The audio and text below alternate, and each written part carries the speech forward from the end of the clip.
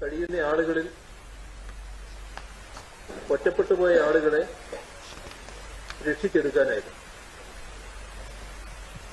ഇതിലെല്ലാവരും നല്ല സേവനം നടത്തിയെങ്കിലും ഏറ്റവും മികവാർന്ന പ്രവർത്തനം പട്ടാളത്തിൻ്റെതായിരുന്നു. അതിന് നേതൃത്വം കൊടുത്ത പട്ടാള മേധാവി ഈ യോഗത്തിൽ അറിയിച്ചത്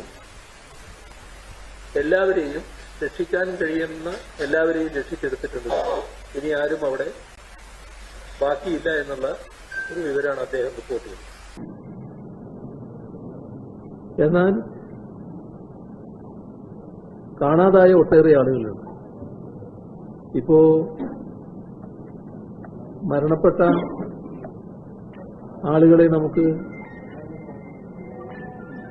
കണ്ടെത്താനായി ഒരു ഭാഗം ചെറിയ ശരീരമാണ് കിട്ടിയിട്ടുള്ളത്. ഇനിയും ആളുകളെ കണ്ടെത്താനുണ്ടാകുമെന്ന് തന്നെയാണ് പ്രതീക്ഷിക്കുന്നത്.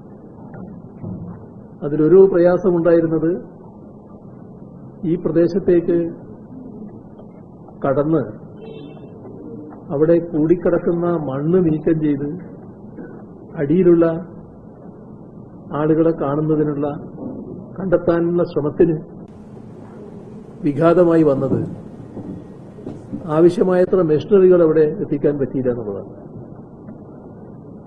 അപ്പൊ അതില് നല്ല പുരോഗതി ഉണ്ടായത് ആ പാലം നിർമ്മിക്കുന്നതിലാണ്. അപ്പൊ ആ ബേലി പാലം ഇപ്പോ പൂർത്തിയായി കഴിഞ്ഞിട്ടുണ്ടാവും. അതാണ് അദ്ദേഹം റിപ്പോർട്ട് ചെയ്തത്.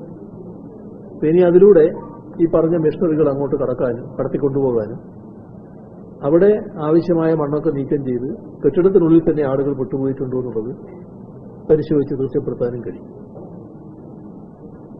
അപ്പൊ അത്തരം പ്രവർത്തനങ്ങൾ തുറന്നു നടത്തുകയാണ്.